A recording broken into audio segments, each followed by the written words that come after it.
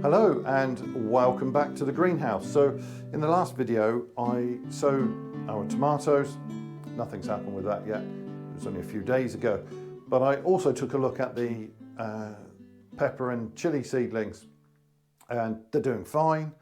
I popped one out of the cells and had a look at the root development, and there's just about enough root there to think about potting them on. And that's what I'm going to do today. Not with all of them. I've got more there than I really need, and some of them are a little bit smaller than others, of course. So if you just take a look at this tray, these are certainly a good size to be moving on, but there's one or two smaller ones that I will, I think, leave in these cells as spares.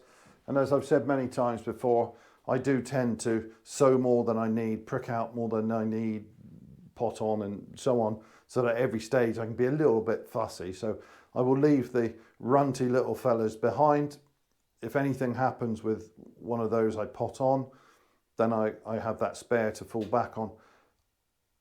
I don't really remember needing any spares. Nothing really goes wrong, not very often, but you never know. Maybe a slug finds its way in one day and chews one about, but normally the spares just sit there for a while until they start to look sad and then get discarded.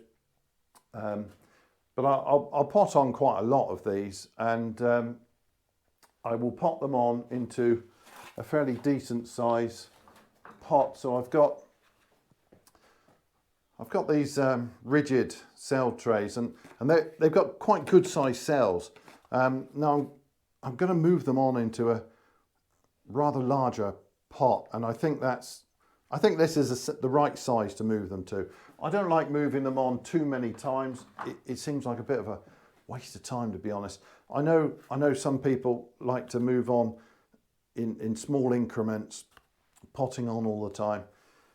I don't really see the point, to be honest. I've never had any trouble moving on in fairly large size increments, and I reckon for me this is about the right size pot to move them onto.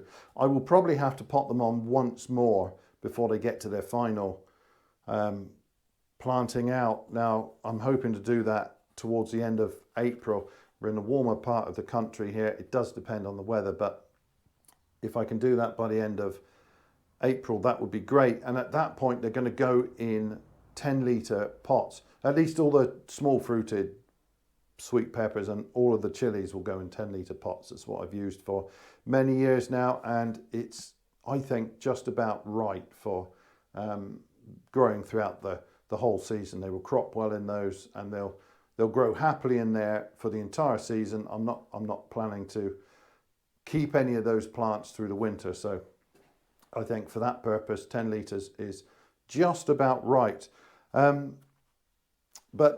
I think after a few weeks I might have to move them on into a sort of intermediate size pot. I will keep an eye on the root development and review that in a few weeks' time. But they're going to be happy, at least in these pots, for a few weeks. I do prefer square pots where possible. Not only do they stack better in the propagators, but I think there's a much less of a tendency for roots to spiral round in a square pot, and you get a better root system at the end. The 10-litre pots, of course, are round, so eventually they will end up in a round pot. But at that point, I probably don't care too much about the root development. They're just going to pack out that pot and fill every inch of it. Anyway, I'm going to move them on into this pot, and of course I'm going to put them in a richer compost blend. So my seed sowing mix, as you'll have seen on previous videos, it's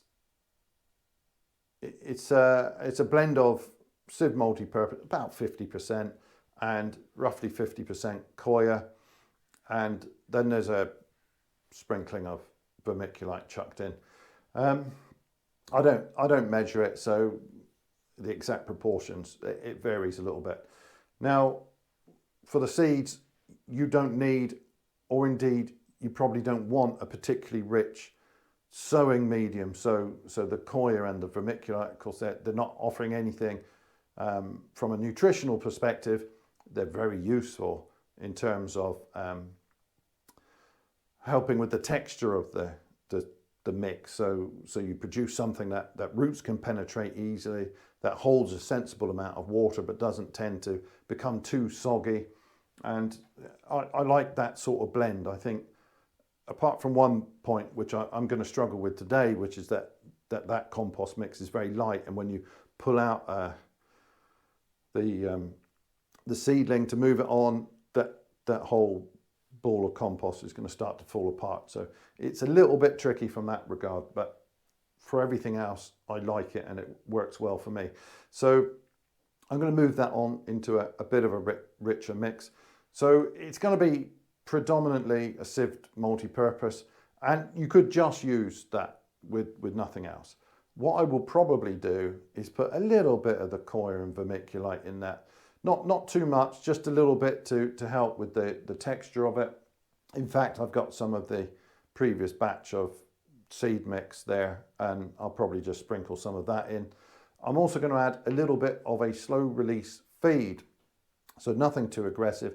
I tend to use fish blood and bone. It's an organic slow release fertiliser. I use a lot of that anytime I want to add that kind of feed to a compost mix. So the thing about those sorts of organic additions is that they tends to take quite a long time for the nutrients to become available to the plants. The bone meal in particular takes some time to break down. You're going to get lots of calcium from the bone meal, but if we're talking about the three main macronutrients, the nitrogen, phosphorus and potassium, I like fish blood and bone because it's fairly well balanced. But the fish meal and the blood parts, they offer quite a bit of nitrogen, and as it happens, that nitrogen starts to become available within just a couple of weeks.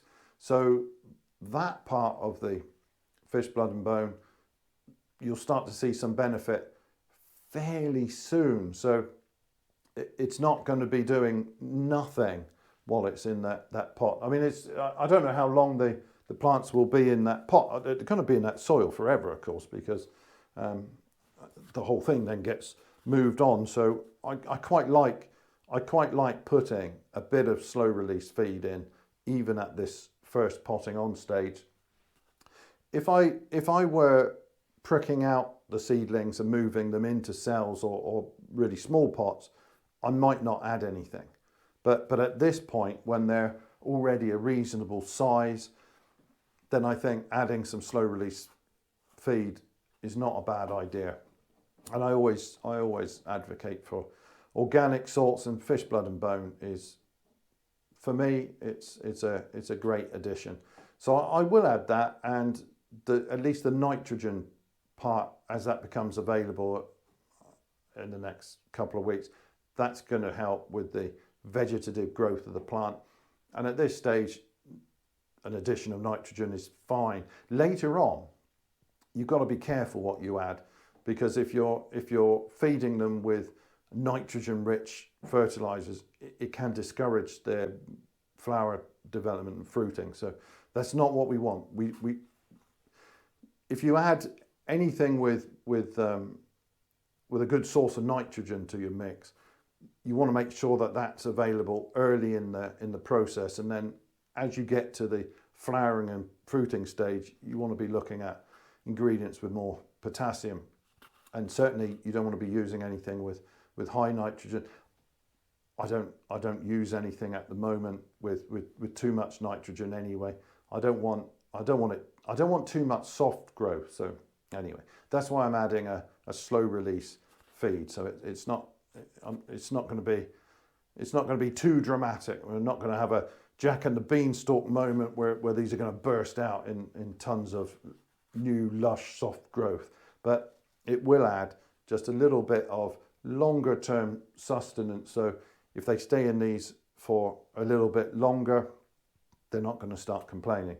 Anyway, time for me to stop waffling and get on with some work. So I've got this multi-purpose here, and I have passed it through a coarse sieve, but as you can see there's bits of woody stuff and junk in it. As I've mentioned before, I don't worry about that. These sorts of bits would only be a problem if you're trying to prick out seedlings at a very early age when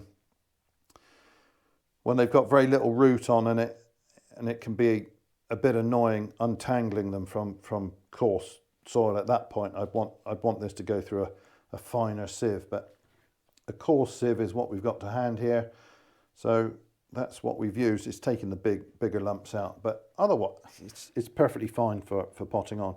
I'm going to add a little bit of the old seed sowing mix, not too much, just a bit.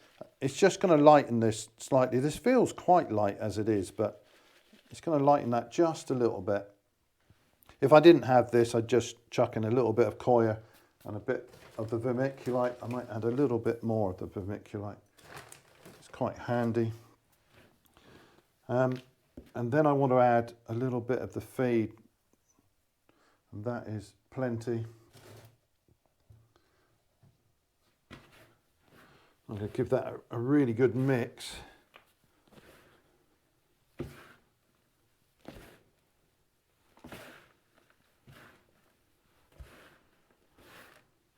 Right, lovely. So,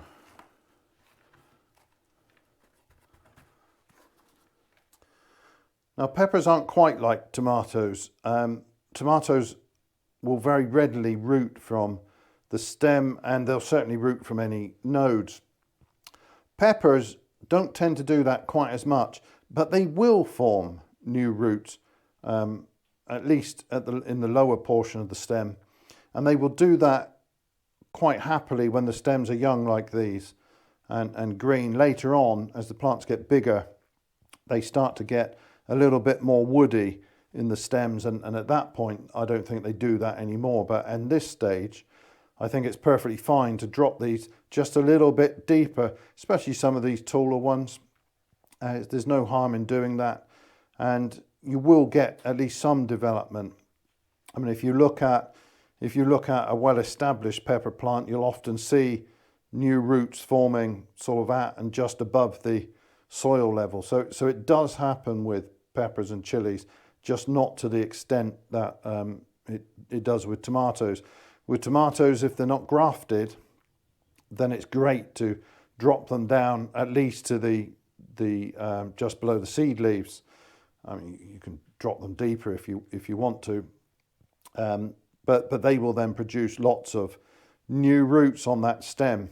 It's not necessary to do that with the peppers, but still, I will probably sink some of these just a little bit lower down. Now, some of these are not as big as others. These are slightly sad looking. I'll probably pot on just 2 or 3 of these, and then I need more of the larger fruited sorts. Well, actually, let's start with the larger fruited sorts.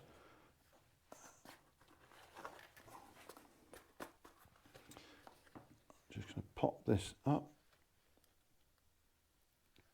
Be as careful as I can. I'm going to drop that in there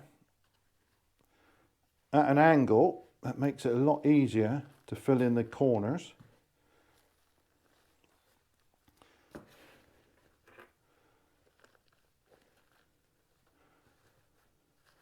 Now this is quite a light mix, so I am going to press that down at least around the outside.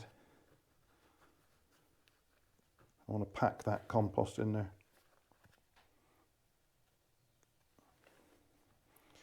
I'll do it without disturbing the root ball too much. There's going to be a little bit of disturbance because that initial compost is so light. And then I'll give that a generous soak. Just make sure all that soil is hydrated and to settle those roots around. And there we go.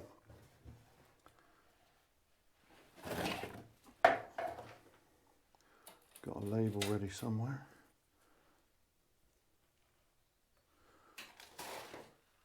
So that is today's job.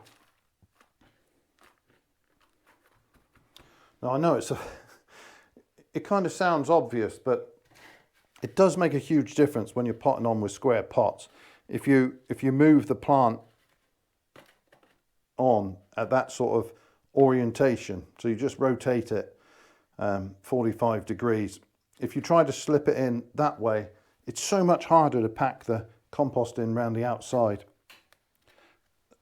That is probably such an obvious tip that it doesn't need to be said, but I mean, I've done it in the past, been packing the compost in the hard way.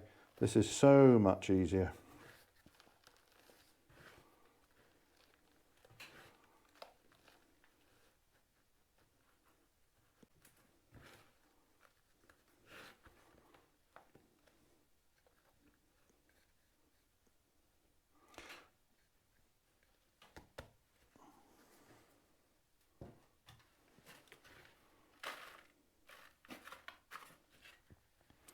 As I'm doing it, I'm picking what I think are the nicest plants. It doesn't necessarily mean the largest. I quite like this fellow here. This is a larger plant. If I have to choose between these two, I'm picking this one. There's not a lot in it. I've got to be honest. I'm going to put a couple more anyway. So all of those nice ones will probably go. There's some nice roots there. They could stay in these cells a little bit longer. But there are roots here now, and at this point, I'll be very happy for them to get into a slightly richer compost mix.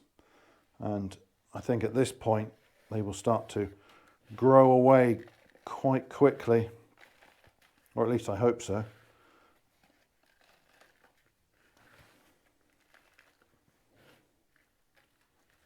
So I'm not setting them too deep. They're getting a little bit of extra soil over the top, but not a huge amount, but it's fine.